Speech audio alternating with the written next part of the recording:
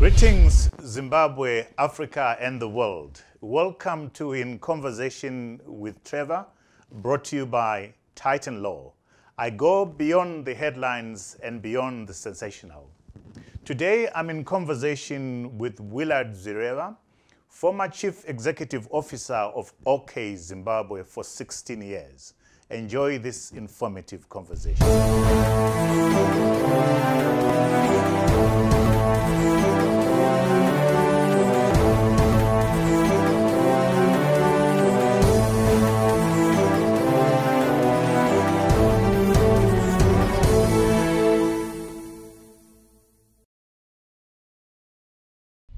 Willard Zireva, welcome to In Conversation with Trevor. I'm so grateful to have you here. Thank you, Trevor. It's my pleasure. We're going to start at exactly where you are with your life right now. You are retired.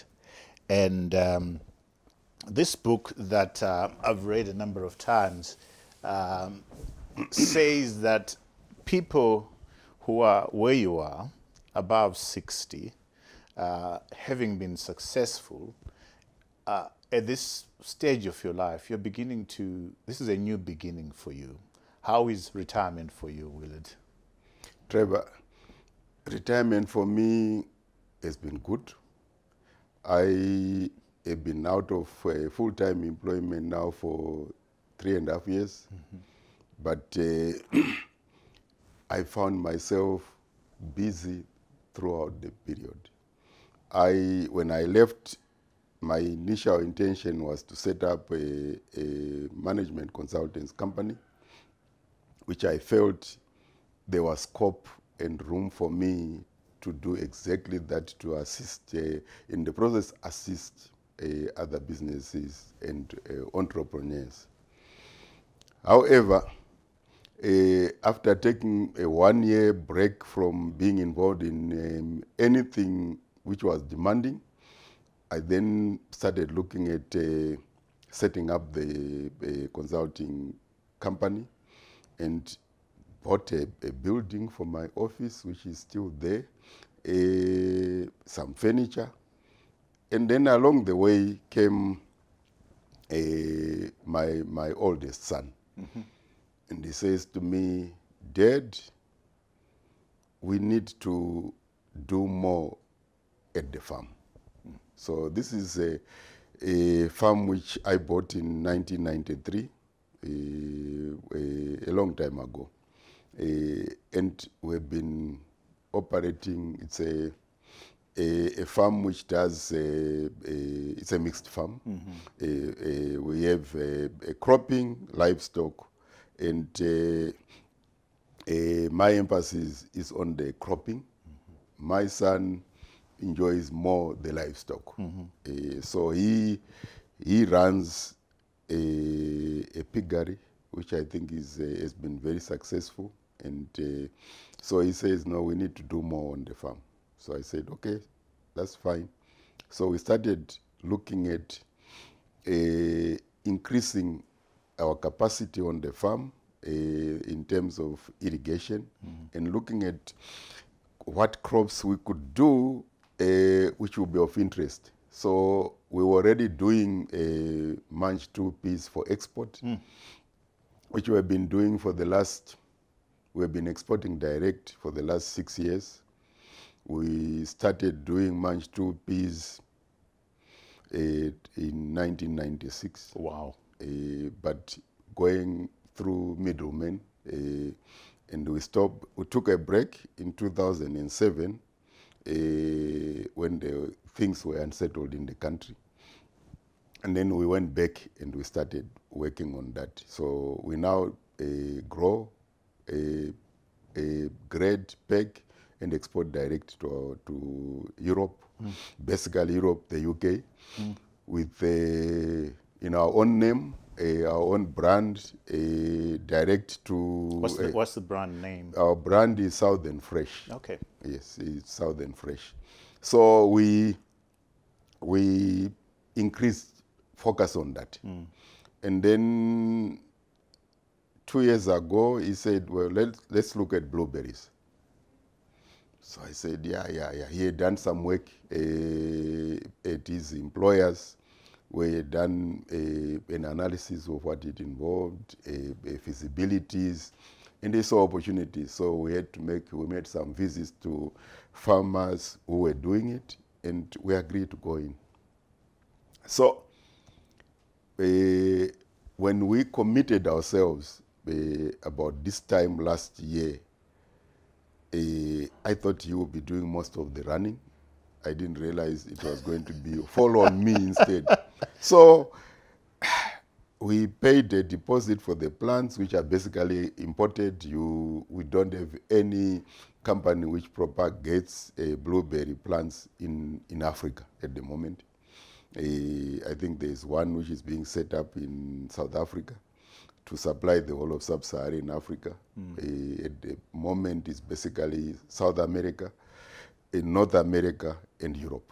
So we then had to start planning in terms of the inputs, and I'm talking about inputs which are basically all imported. Wow.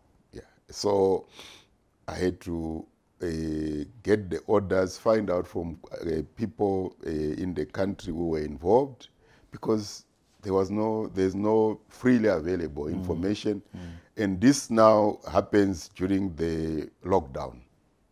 No, the plant supplier would have been of a great assistance, but because of the lockdown, they couldn't travel, or they haven't been able to travel the last 6 months.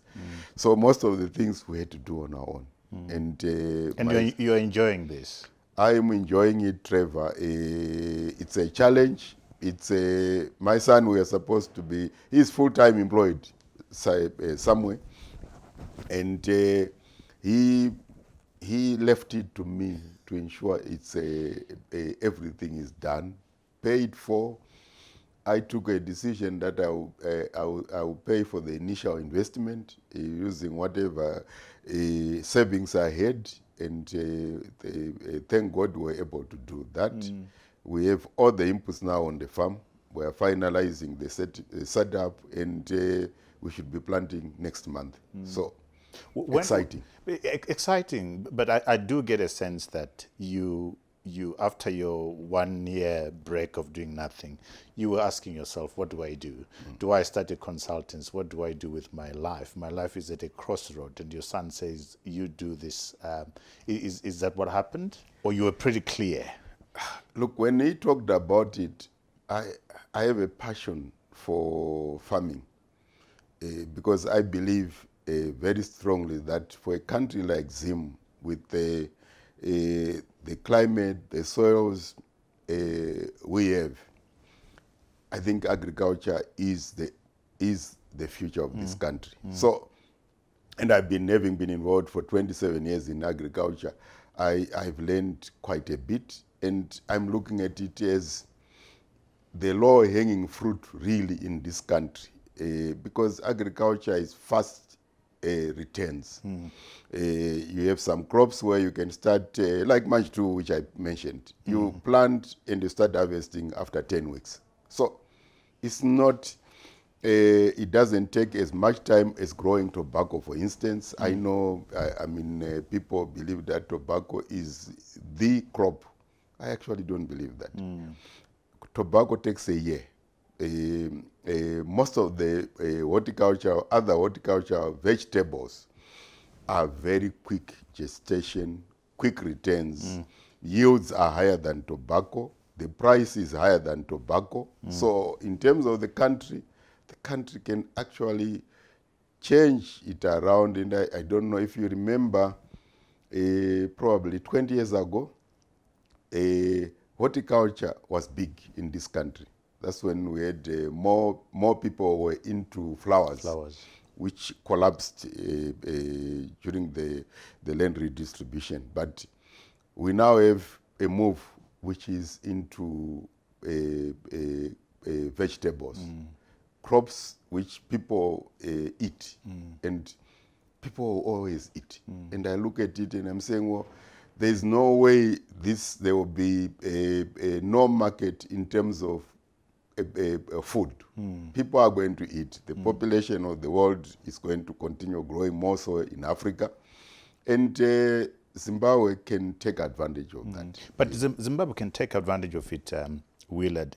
What do you think needs to be done to allow Zimbabwe, farmers such as yourself, for us to get back to what we used to be called the breadbasket of Southern Africa? What do you think are the undergirding supportive structures and policies that need to be put in place by government to make sure people such as yourself are more productive? I think what the government needs to do, I know they've introduced this Command Agriculture Pfumvudza scheme. I don't believe they actually is focused as they should be. And again, there are question marks about the transparency there. To me, government should create an enabling environment where they provide security through the banks. The financial institutions have got the role which is lending. They should be given that opportunity. If government is getting involved, they should be saying, well, go through the financial institutions. We will, as a government, in a way subsidize the inputs through the banking sector. Encourage young people, women, give them an opportunity to be able to raise capital through the banks at affordable rates. Because at the moment you go to the banks, the rates they are charging, including borrowing in US dollars, is just mind-boggling, because you will never make money. So you say to yourself, why is government not seeing this opportunity? Because you can convert this country to become a massive exporter, generate a lot of foreign currency, never mind in the specialty crops. Even when you look at the basic, which is the basic food, maize, we could do much better. We should be aiming to increase the yield per hectare from where we are less than a ton per hectare to 3 tons a hectare, including the small-scale growers, and it can be done. With the input from government, using their trained agri-techs officials, who, in my view, are being paid for doing nothing. And I think the last time I knew the numbers, they were employing over 4,000 people. And 4,000 people in roughly 60 districts in this country. Wow. I worked it out and said, well, go and say 2,000 of those people are permanently in the fields. And they are working with the people on the ground in the districts, go to the commercial areas, give supervision, because we're already paying for them. So it's not going to cost government anything extra, but it will change the way this country achieves results completely. That's my view, is it will change. But the biggest thing, Trevor, is we have to harness water more than what we have got. Because without water, in my view, there's no farming. So you're building dams? Yes, is that what building dams. Zimbabwe, from my old geography lessons, has got more big rivers scattered in all provinces, by the way, including in Region 5, than any other country except those who all sit on the equator. We have big rivers in every province. Those should be dammed. The water goes to the Indian Ocean every year, and the Indian Ocean doesn't need that water because it gets enough water anyway. Dam those rivers. The money can be found, borrow for purpose of infrastructure development, to be paid back from production by the farmers. So you're critical of the Command Agriculture? I'm not critical. I'm saying it could be done differently. Differently, okay. That's because the transparency of Command Agriculture is questionable. Okay. Yeah, because you've got some people who get inputs who don't use them, who don't need them, but because they are supposed to be big chefs, they get them. A guy who really needs them and is productive. And the guy, by the way, agri-techs have got officers who go around the country. And when you, we have been on command in some of the things, and they know our farm. They know what we produce. They go and look at what we are doing. And I remember the manager at the farm being told by one of them that really, if we were to have a few more farmers like you guys, it will change what we do in this country. So it's getting it to be operating transparently and really saying, well, if I'm giving a support to this farm, Yeah. what are they going to do? And they must pay back, because this is should never be for free. It should always be saying you are paying back, because and that's when where the financial institutions come in, because they are structured to do that. They can collect, but then control the interest rates they will give, because government has to subsidize that. That's the only way. Get the setup, get water in the country. If you have water, my dream, which is more than almost 25 years ago, is I believe the country should have had piped water available at any available to villagers within 500 meters. And I'm talking about piped water. And that's not. And then it allows them to irrigate, even if each one of the small-scale farmers could irrigate 1 acre, not a hectare, throughout the year, they'll be productive.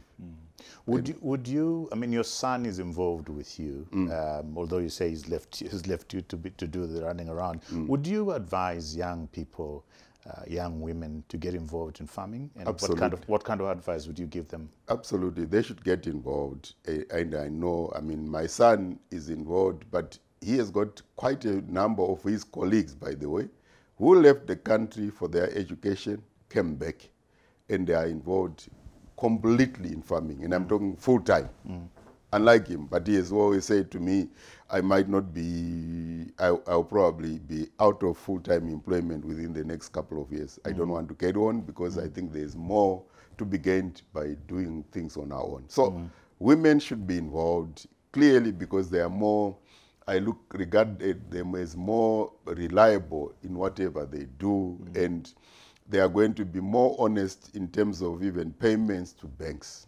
The youth should be involved. We have got too high a level of unemployment, but they could be employed. Trevor, there is you can employ, I mean, the figures before the land redistribution, farming employed 350,000 people. I don't believe it's even anywhere near 100,000 now. Absolutely. So you've now lost 75% of those people are not employed. And what are they doing? Sitting, doing nothing, or going into gold panning. And the damage caused by that to this country, future generations will suffer. The country can do better than that. Absolutely. Let's rewind a bit. You have had a successful career, and I want to take you back to your formative years. Where were you born? Where did you do your schooling? And what do you, when you look back, what are the experiences that shaped who Willard Zerava is? Trevor, I was born and grew up in Harare. Went to school. I was a day scholar all my life until university. I'm from Fakose. And when we finished our standard 6 then, by the way, grade 7 for the youngsters, there was no secondary school in Fakose. So we had to go to Highfield or Harare, which is Mbari now.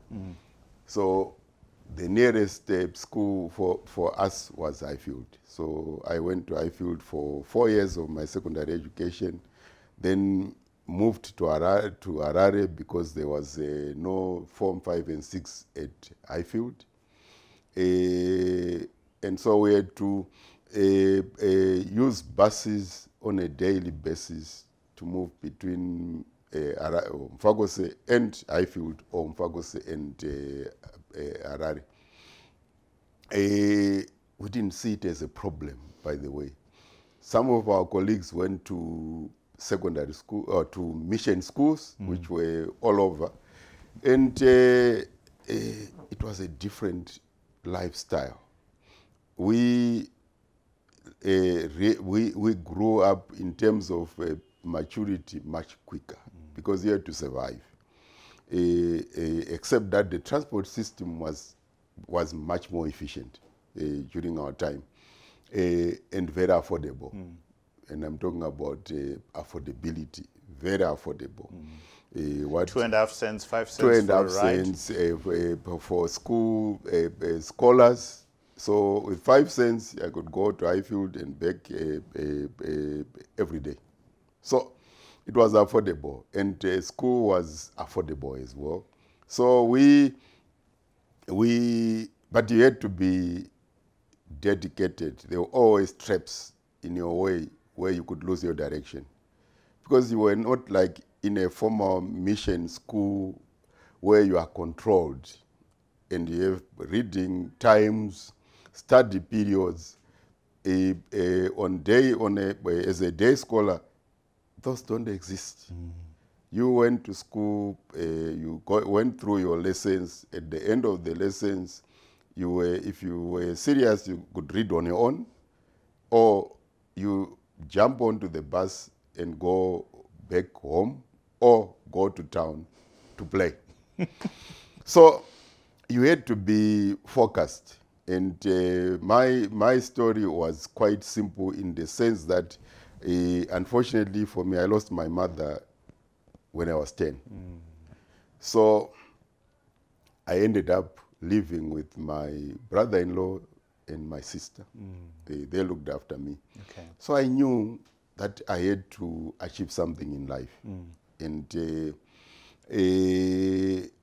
there were, my sister specifically was a very strict disciplinarian. So being raised by your brother-in-law gave you the drive that you had to do something. I had to achieve something in life. And my brother-in-law was a very nice man, and a simple man, but very, very nice. And I just grew an interest to say I must achieve something in life.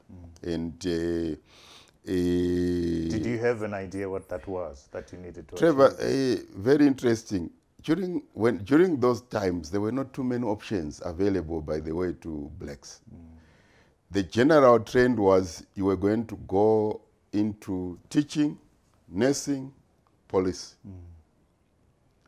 So when I was doing my O-levels, people started talking about going to training, because you could go then to teacher training, or join the police, or go, nursing, not so much for males, by the way, at that time. And I said, I don't like either of those two options, teacher or police. So I was fortunate, Trevor, in a way. We had this white lady who was our teacher, and I did accounting at Form 3 and 4. And I was good in accounting. And I remember sitting in class, and she called me to the front and said to me, sit here. So I sat there. And she said to me, look, do you want to be a professional accountant? Well, I didn't know what it was all about, by the way. So I said, well, what do you say about it? So she explained to me, and I said, well, I think I will be interested. So she said, okay, I'll do my best to see if I can get you a place to be employed. This is in doing my O-levels. She did a bit, but because of the system, they couldn't accommodate me. Wow. Yeah, very simple. So she set my mind. And this is the racial system. That Yes, the racial system. Yeah. Where I know the whites would go and get diplomas being trained through Harare Polytechnic, by the way. And I couldn't be accommodated because you had to go through that through a firm of accountants who would then send you there. So she drew a blank. And I said, okay, interesting. I then set my mind up to, she talked about being a chartered accountant. So she explained to me what a chartered accountant was. And I said, well, that's exciting. Had you seen any role models who were chartered Absolutely accountants? not. There were no role So you were models. really flying blind. It was yeah. flying in the blind, and she just explained to me, and I got excited. Okay. So after O levels, then I went for my A levels. But because I was not interested in going into the so-called available options, I actually chose to carry on with my education. And I think fortuitously for me, when I was doing my A levels, or in my 6th year, the University of Zimbabwe started offering an accounting degree. So I said, well, perfect. So I said, well, then after my A levels, I'll go to the university, do my accounting degree, and see how I can carry on with my ambition to become a chartered accountant. So, and I set my target and said it didn't matter how long it took, I would still want to end up being a chartered accountant. Even if it meant 10 years after graduating from university, I'll do that. So I ended up at the university as the second group, and there were only 6 blacks in my class. The rest were whites. And after finishing, I then applied to go and get trained by accounting firms. It took me 4 months to get a placement. The whites basically walked out of university in November after the exams, and they were employed in December. Some of my colleagues were more fortunate than me. They got employed in December. So I wasn't that fortunate, and I ended up going to interviews. And one of them, which I always remember, was when I was being interviewed, and at the end of the interview, the interviewers said to me, look, we think you would like to employ you, but we need to wait for the other candidates for their results to come out. This is A-level results, and I had a degree. And I looked at these guys and I said to them, I was quite, in fact, I was fearless, never bothered about worrying what will happen. I think I had a very clear mind that it didn't matter. And I said to the guys, if you are talking about employment, looking at A-level results, why don't you use my A-level results and ignore the degree and then employ me on that basis?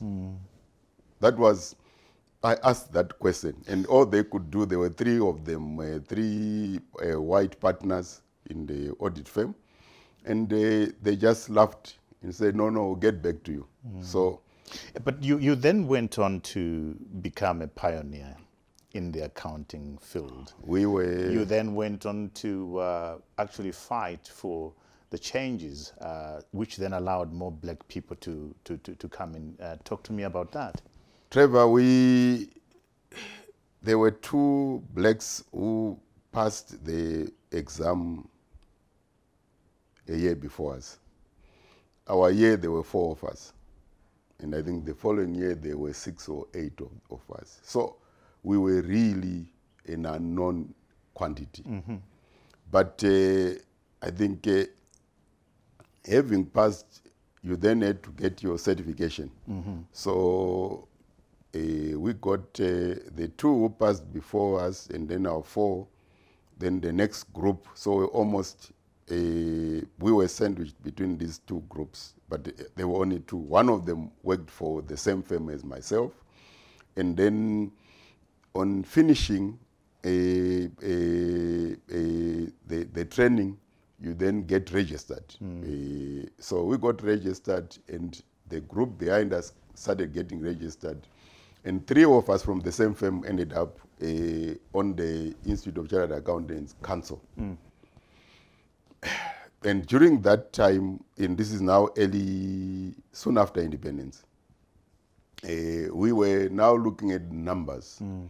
And the firms were trying to move away from getting more blacks in, and simply by saying they were not going to recognize the accounting degree at the University of Zimbabwe because the standards had deteriorated, which was ridiculous because at that time the University of Zimbabwe was way ahead of South African universities at undergraduate level.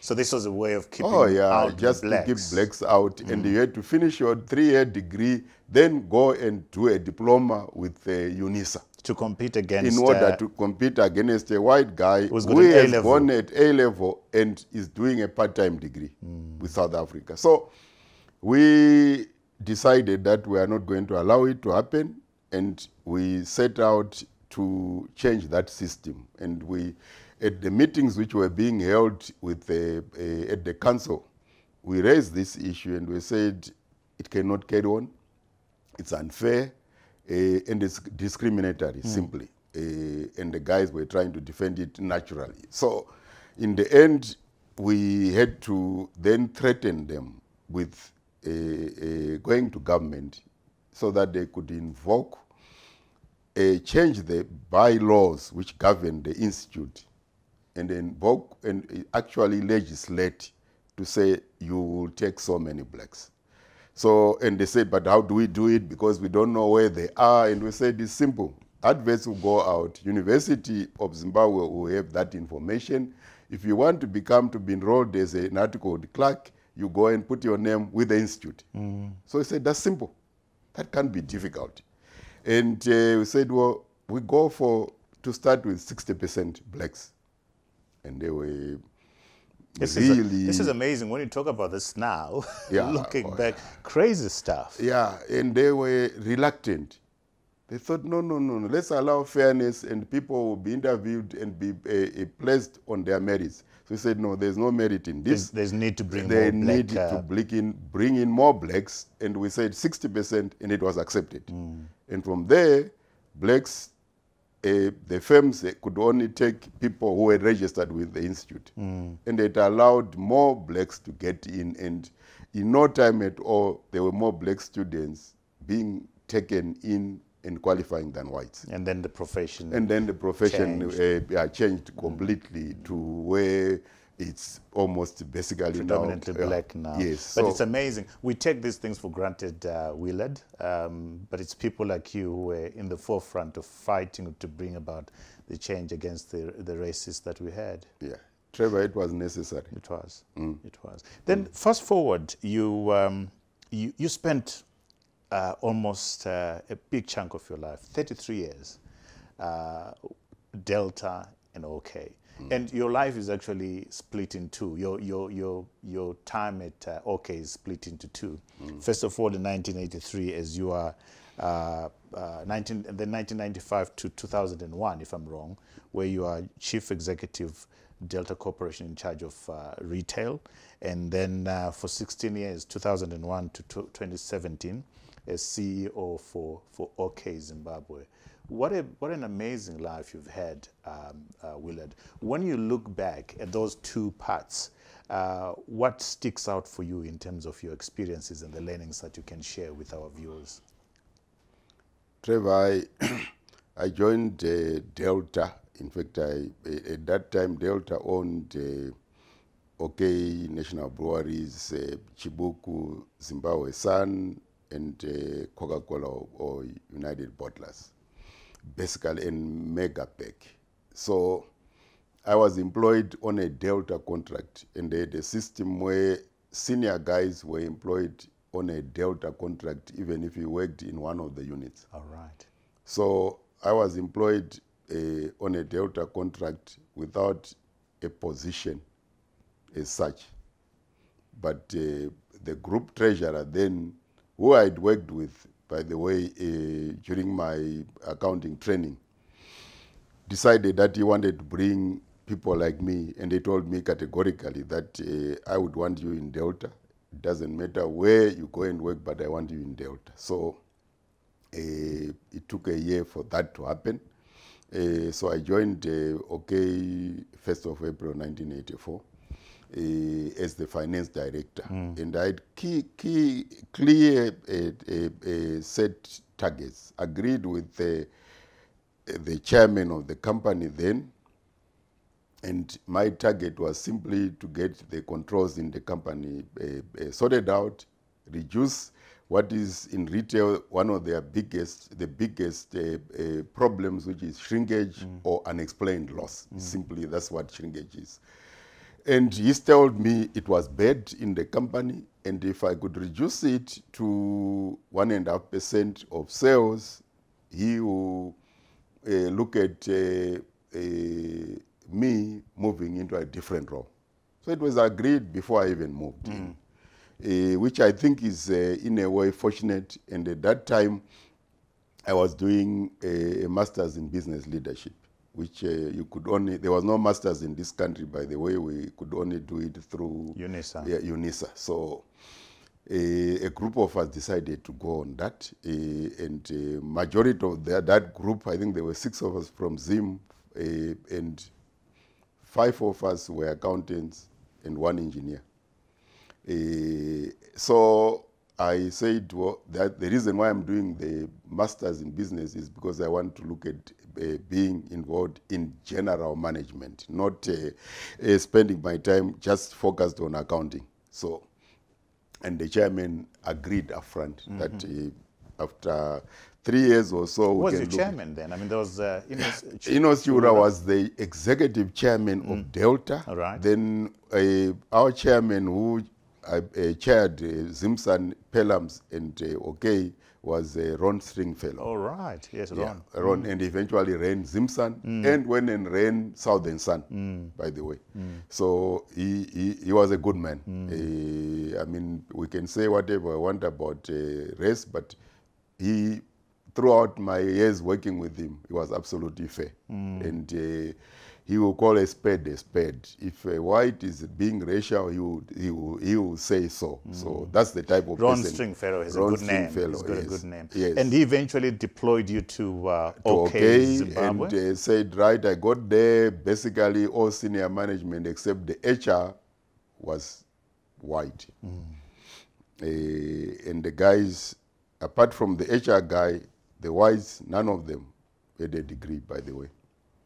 But they would have been promoted because of their color. Right.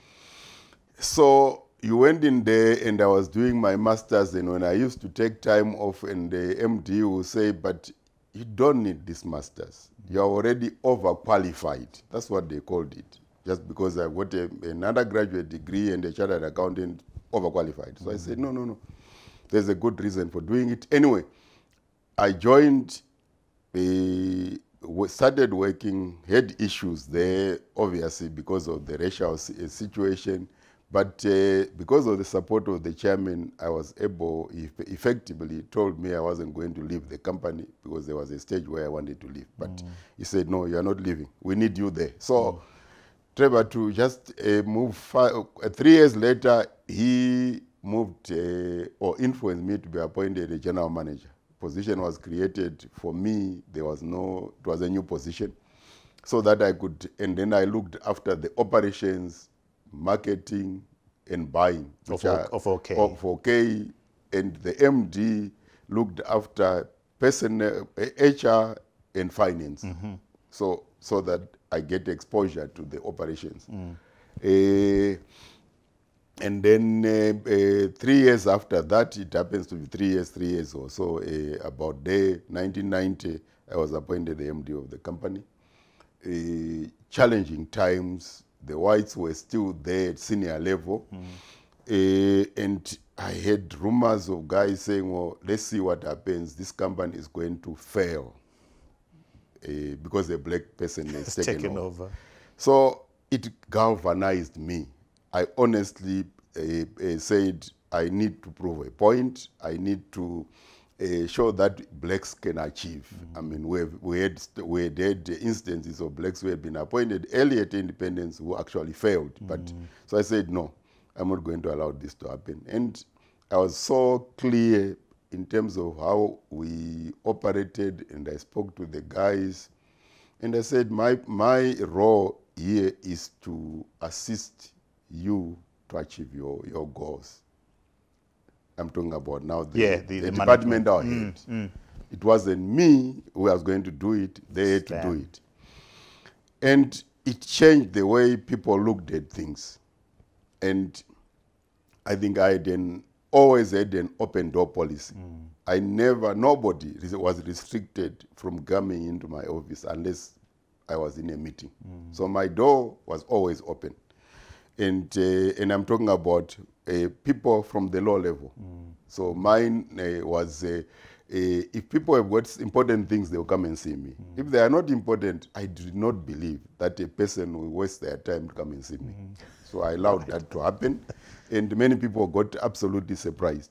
Because, and I would say, phone me if you don't want to come and see me personally. And if you have issues, you can talk to me. So that was your management style? That was my management style. Absolutely open, door policy, prepared to listen to all people views. And I will still help the people to understand if things were being done which they were not clear about.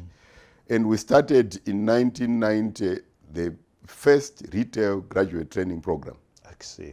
And we brought in 20 graduates from the University of Zimbabwe, and we trained these guys. And eventually, OK became the training ground for retail in this country. Basically, all the wholesalers, retailers, the majority of them ended up employing OK trained graduates. Fascinating. So talk to me now. I mean, for me, one of the most important marketing platforms when I look around the country is the OK Grain Challenge. Where did the thinking around the OK Grain Challenge come from? And what explains the success of it as a brand building tool, a brand building platform? Talk to me about the OK Grain Challenge. Trevor, OK was always into promotions, by the way. And the reason why the promotions were fitted in our calendar was simply we realized that there was a dip in sales from April to July. And this applies across all consumer businesses, by the way, So including seasonal. Delta. It's seasonal. Yeah, and seasonal beverages lost money in Delta during those months, by the way. So when in 1987, we had launched a promotion which was, I think, called Super Swapper, something like that. And our competitors tried to run it down, really finding, firing pot shots at this promotion. And we said, but we had another promotion, which was a promotional agenda which we had on the sidelines. So we started saying, okay, next time we're going to have a different promotion. But then 87 was a very difficult year, I think, in this country. That's when we started suffering shortages of foreign currency. So to get foreign currency, to import anything, you had to go through the Ministry of Industry. And you got allocations. Yes, that time. And there were difficulties. I mean, the first years of independence were kind of a currency in this country. So in 87, we started getting shortages. And we sat as a management team and said, we've got to do something which will bring the three groups and bring excitement in the three groups, which was the customer, the supplier, and ourselves. And they said, we must come up with a promotion which will involve the three. And that's the concept and the thinking. And I remember one of our major suppliers actually saying to me, you guys, we don't know where you are coming from. This country is going one way down. And we said, well, but we've got to keep going if we've got business. Shareholders have entrusted us with these businesses. So we've got to get them to run, and we want to excite the market. And in the process, increase business. So this is 1987. So that's the start of the Genesis of the OK Grand Challenge, and took it to our advertising agents, and we said, this is the thinking. Can we come up with with a promotion which will culminate in something which is exciting? And that's the rest day. The options were there. Do we end up with a soccer, a game, or something like a racing?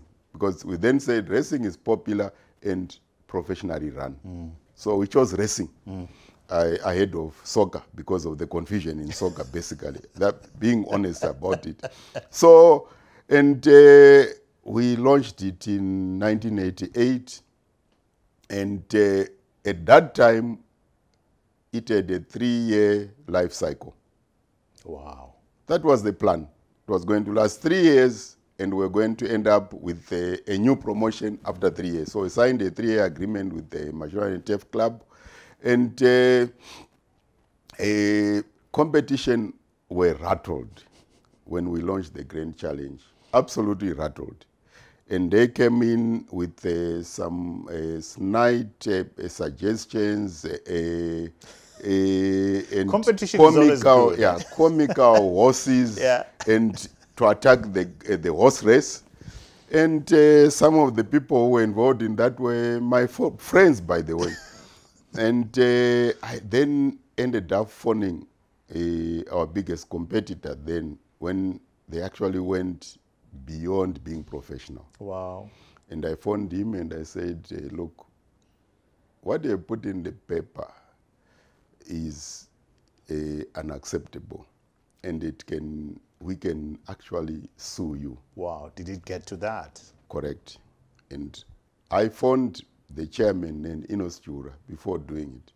And I said, you might get a call from this guy's chairman after my discussion with him, because I'm not going to be polite. So I told him how I felt, and he actually accepted. That they had overstepped. They had overstepped the mark, and the Advertising Standards Association could not do anything. We said, but you can, because this is a direct attack. Anyway, so it changed. Fast forward now, you started, you thought it would last 3 years. 3 years was the timeline. 2020, the OK Grand Challenge is still there. It's still what there. explains the success? Trevor, when we started, it became so popular that when we were planning to end it, this is now 88, 89, in 90 was supposed to be the last one. When we were supposed to end it, we sat down and reviewed it. And we actually concluded that it would be totally unacceptable to our partners, which was the customer and our suppliers, to end this promotion. So we said there will be an uproar. It had become an expected part of the calendar for customers and suppliers. So we said, let's run it for another 3 years. It was always a 3-year cycle. And then we said, no, but it's become so powerful, we have to register the brand. So we registered Grand Challenge as a brand. Look, the rest is history. But in your view, Willard, let me press you there. What do you think explains the success? You've got the customer, you've got the supplier, and you as a retailer. What was the magic there? The three parties involved all win, Trevor, in this. The Grand Challenge promotion, when you talk about the prices, those prices are unbeatable. The customer wins not only in terms of pricing, but they win in terms of the prizes. We introduced the cars, started I think as one Nissan Sunny, and grew to end up with the last time we had the highest was 45 cars. So we were empowering the ordinary person. We were saying the person who is going to win, and the majority of the customers, by the way, were people from the high density areas. Yeah. And that's what we preferred, because those were our customers. We said it must change their lives. And it certainly changed lives. And as a result, it has carried on and making an impact on people's lives for the last 32 years. For me, it Trevor. stands out as a I classic. don't even know how the guys are going to stop it if they can, because it's just unstoppable. It's just such a part of the culture now, and people expect the Grand Challenge. I mean, this year was a disaster because of the lockdown, so you couldn't hold the Grand Challenge, and we ended up breaking all attendance records at Borodale Racecourse. Completely, all of them were broken. Your time at OK also was, you talk about the lost decade, and part of that lost decade resulted in you and other CEOs being arrested and put in jail for breaching what we called price controls. Talk to me briefly about that lost decade and the lessons that you as CEO of OK learned from spending time in jail.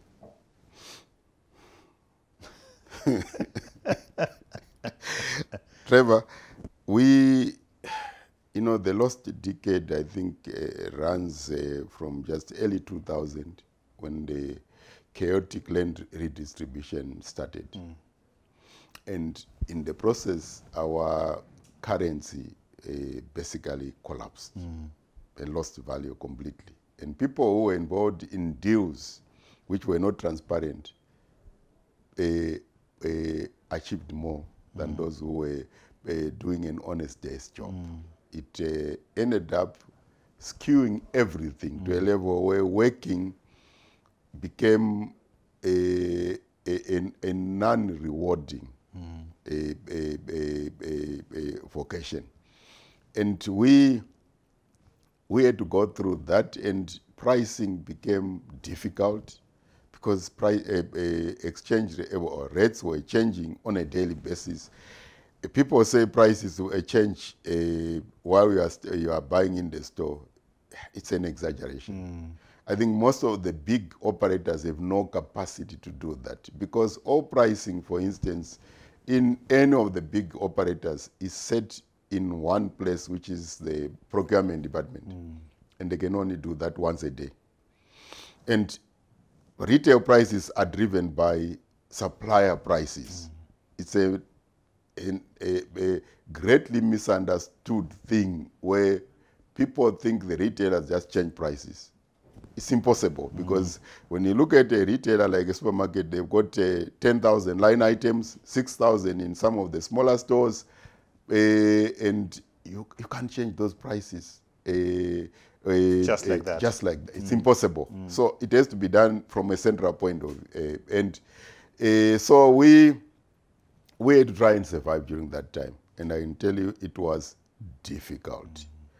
Okay, it had just been floated on the stock exchange in October 2001. That's when I came back from Delta to head the company as the CEO. And it became so difficult 6 years down the road. That's when government intervened in June 2007 and started trying to dictate prices. Then during that month, government actually decreed that all prices were going to be reduced by 50%. So for a retailer, you had already bought and committed to paying for the product at 100%, and you now had to reduce the price by 50%. You were going straight into a loss situation anyway. We did not, as OK, refuse to do that. What we did was to say to the government officials, give us an official document which stipulates what the prices should be. Otherwise, there will be mayhem in the system. And I remember going to see Vice President, then Maim Juru, with two colleagues, and saying to Maim Juru, she was acting president at that time, we will have major problems in this country if prices are going to be dictated by the media, where the Herald says prices must come down. please introduce the normal statutory instruments so that there is order. And she understood it and said, yeah. And so a meeting was called, and we had to, involving the three of us and Jock, by the way. And we tried to explain, and some of the normal sane guys there in Jock understood it. There were always some That's outliers. the Joint Operations Committee. Command. Command. Yes, With headed by the intelligence. military. And, military intelligence, Air Force. Prisons were not part of Jock then. And the army, the police. So they are now deciding prices, retail they are now prices. deciding on what you should be doing. So I explained to them my worry, and some of them understood it completely. And I remember, the current commander of the Defense Forces was sitting there, and at the end of the convoy where he had his colleagues saying this and that and so on, he said, gentlemen, let's just, I will say something before we depart. These guys are right. What they are saying will prevent chaos in this country. And we should actually ask the Ministry of Industry to institute what they are suggesting. Very clear, sober. Anyway, we proceeded with, then they published statutory instruments. But one of them was, the blanket one was reduced prices by 50%. So, you have whatever number of items in the stores, and they've got to reduce those prices. There's no way. You had to write a new program in the computer, by the way. And I remember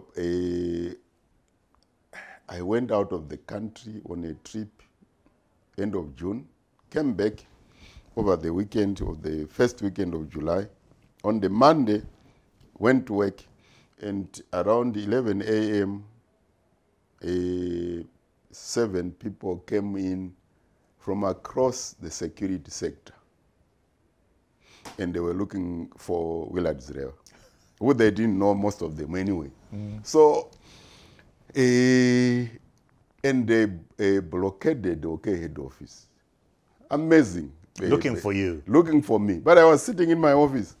So I went down to meet them in the boardroom, because I said to my secretary, you will not allow them to come to my office. We'll meet in the boardroom. Yeah. So, and as I walked down, some of them were already in the boardroom. And I greeted them. They didn't even know who I was. So I said, gentlemen, I believe you are looking for Willard Zrewa. This is me. So we sat down. Said, we want to look at what you guys are doing because they are not complying and so on. I said, okay, that's fine. But from what I know, we are complying. So let's go to our procurement department. So we went to the procurement department. We showed them what it meant. And there was one buyer who was sitting there with a book where you couldn't see him. But these were all items which had to be changed in price. Wow. So they went through, discussed, and the guy who was in charge actually got to understand it. But still, you were arrested. Yeah, he understood it, and they said, okay, we'll come tomorrow, which was the following day. So they came back. We went through, and we said, prices are changing in the stores right now as we speak. So he said, let's go and look at them. So we went round, we went to Mbare, Avondale, 5 Avenue. And he came back to head office at about 6:30 p.m. And they said to his colleagues, guys, OK is following instructions. Can we give these guys our numbers in case there's anybody who tries to question what they are doing? And I'm going to give my report tomorrow. There was a committee which was set up for doing that. And we left. I had to go to my office to try and catch up for the day, and I left at about 8:30. I remember that very vividly. Got to my house at 5 minutes to 9 p.m. So I opened the gate, went in, the garage gate, my wife opened it for me, so I get in. Before I could even get to inside the house, the gate bell rang. So my wife answered it, and there was an irate police officer shouting at the top of his voice for her to open the gate. So she basically froze. And she didn't open. So I went inside and I tried to phone these guys who had been working with, and the senior guy, and his phone was continuously busy. To try to say to him, look, this is what is happening. Who are these guys? Anyway, eventually these guys were banging on the gate. Wow. So I said to my wife, open it. And they opened. And these were not uniformed police officers, by the way. And there were 4 of them driving a BMW. Civilian numbers, everything. So they didn't want to come into the house, by the way. And they asked for me to go out. So I said, no, okay, let me change. So I went into a tracksuit. And I went into their car. So I'm sandwiched in between at the back. And they took me to Marlborough police station and left me there. And they said to the guys at Marlborough, keep him, you can lock him up. So, and I'm saying, but what have I done? So after a few minutes, this guy says, okay, you've got too much clothing, so you've got to... You're spending the night. For doing what? Yeah. So anyway... How long were you in there? No, I was in there only one night. One night. I think I was fortunate because these guys had no justification at all. So I phoned my lawyer, and he said, okay, that's fine. He came, visited us that night with my wife. And then, but I'd been locked up already, and they had to take me out of the cells. And that's a different experience, by the way, Trevor. You go in there, and this is in pitch darkness. First thing is you don't know who is in there.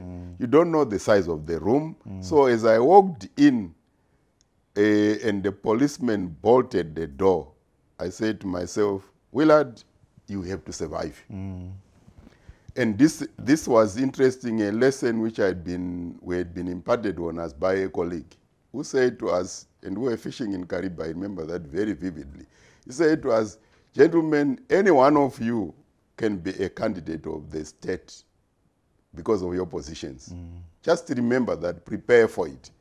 And I remembered that, and I said, okay, so I'm going to survive. So I started talking, because I didn't want to stamp on other people. How many were you? How many were you? I didn't know when I walked in. It's dark. Trevor. So I started, and the guy, I asked the question, gentlemen, I'm here to join you. Where can I find somewhere to lie down? And the one guy responded and said, just walk straight, and when you get to the end of the building, turn left. Now, you don't know where the building is, so I was walking with my hand like that. So I go to the end, I turn left. So this is 10th of July, 2007, cold. So, and I said, well, gentlemen, I need a blanket. It's too cold. So the guy who was in charge, who I found out was in charge, was a pastor, but in jail.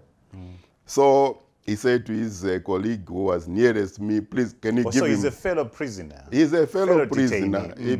But he had been detained as well for whatever. He had committed something wrong anyway. So eventually he said to the other guy, give him some blankets. So he gave me some blankets.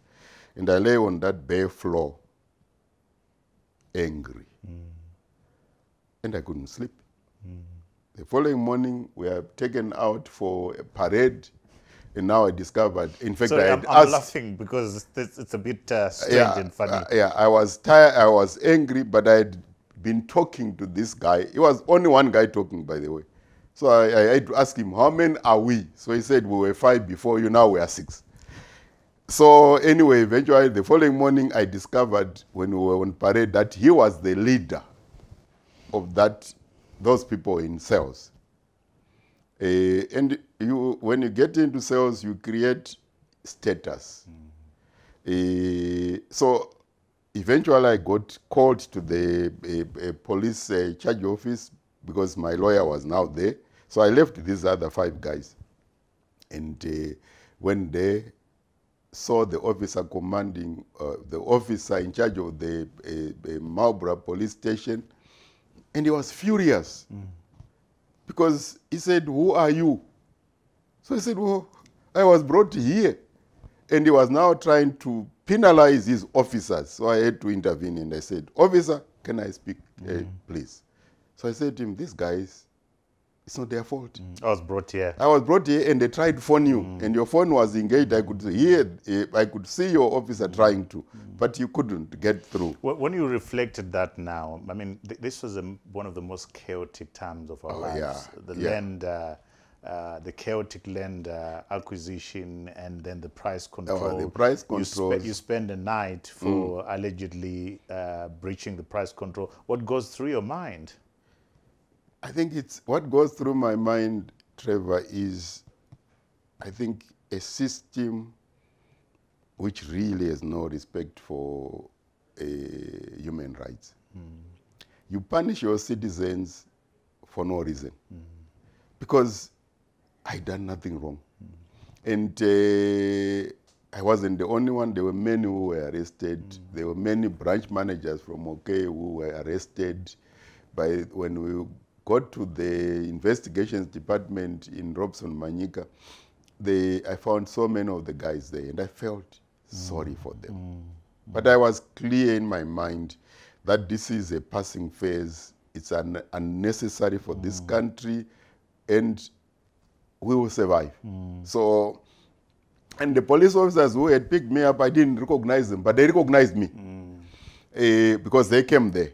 And two of them came and started talking to me, and they said, "Who are you?" So they told me who they were, and I was angry with them. And they said to me, "Look, Mdara, we are under instructions." Wow. Simple. That's what they always say. So in the end, Trevor, it was a lesson where you say, but as a country, it's unnecessary. We don't need that. Even all the evidence which came through was OK, was completely complying. But there was another. I suppose at that time you were chairman of the Retailers Association. I was the chairman of Retailers. So they were sending a message to and I'd been pre-warned, Trevor, by the way, by one of the guy who was then chairman of the Pricing Commission, the first one, who was fired after a few weeks.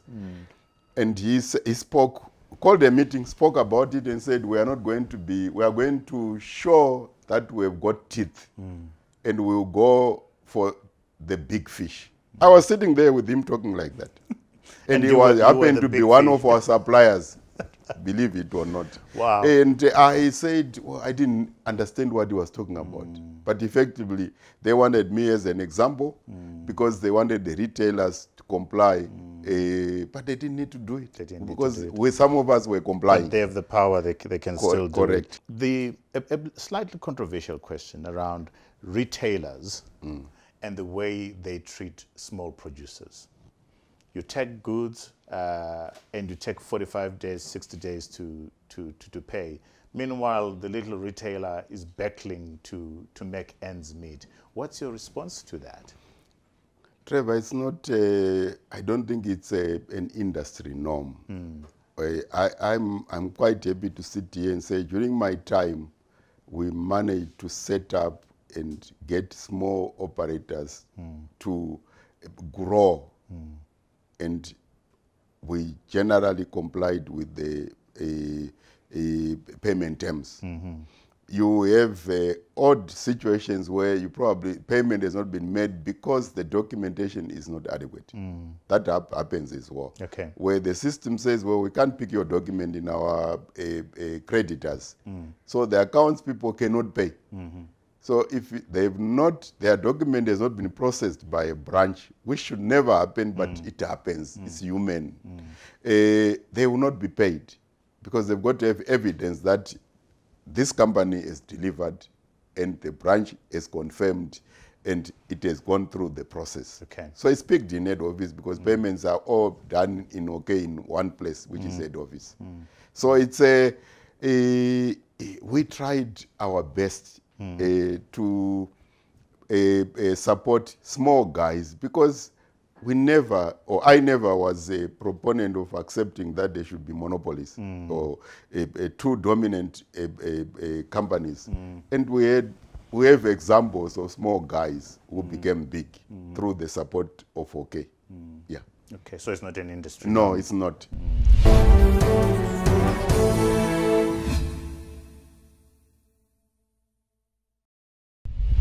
Let me now move to books. You have a number of books that you love reading, and of course you are big on the Harvard Review, but I want you to recommend a couple of books that you have read. Willard, I know you have read Rich Dad, Poor Dad by Robert Kiyosaki. Why are you recommending that book and the other two that you're recommending? Trevor, it's a book which gives a person a life survival lessons. It's a very simple book and very small. And any one of the youngsters really needs to read that because it gives you an idea of what you should be doing in business. And you're talking about a guy who has got effectively two fathers, although he should be one, but he has got two. And one is the rich one and the other one is the poor one. So it's illustrating that in life, you've got to have the right focus and you'll be able to move forward. And you go and look at it and you say, well, this is actually quite interesting. And I found it such a nice read because it's not a bulky book, but it's very, very good. And it has been a massive seller. And the other one, In Search of Excellence by Tom Peters. Those books were so good for us during our time because we were going into management and we needed to change. But you had to read, and he has written a series of books which were all moving with the times, but they're all pertinent and relevant. And you say to yourself, what is the lesson? The lesson is to say, as a person, you've got to establish a position where you have something which puts you in a position of strength. You must be behave in a way where you are respected and you respect other people. It's actually simple lessons. There's nothing really where people talk about some of these books and they think there's something quite spectacular and unusual, but they're actually simple, very simple. They are life lessons. Yes. Your third book is The 7 Habits of Highly Effective People. I must confess that for me that book was life-changing too. It looks like it did the same thing with you. It did, Trevor. That's an amazing book. Yeah. And it does not become redundant, by the way, because it's simply talking about across business and life, family. So it gets you back to sit and say, well, there should be no a break between what you do as a person, family, and business. Work. They shouldn't be. Seamless. It's seamless, and they should be looking at it from a point of view where you recognize people's strengths. We're all different. You are going to be able to, but don't try and change a person. It's, to me, the biggest lesson in that book. Try and work on their strengths and let them reinforce them themselves, because that's what life is all about. Where we pick on weaknesses, you're actually going to destroy a person who could be a very good person. Absolutely. Yes. Yeah. Willard, thank you very much. This is the book that I'm recommending to people like you who are in retirement or starting a new life, as it were, creating the good life, applying Aristotle's wisdom of finding meaning and happiness, because where you are right now is from success to significance, because you've achieved quite a lot. Willard, we're so grateful that you created time to come and join us in conversation. You're 33 years at OK, head of the Retail Association, chairing Old Mutual Life and other companies is a life that's full of a lot of good examples. So we're grateful for you coming to share your insights with us. Allow me, we like to tend to our viewers at home, in the diaspora, all over the continent, who are followers of In Conversation with Trevor, to thank you for watching this show, which is a weekly show. And to ensure that you don't miss out on any of these qualitative conversations, we invite you to click on this red button to subscribe. And also, we now are producing podcasts of the show.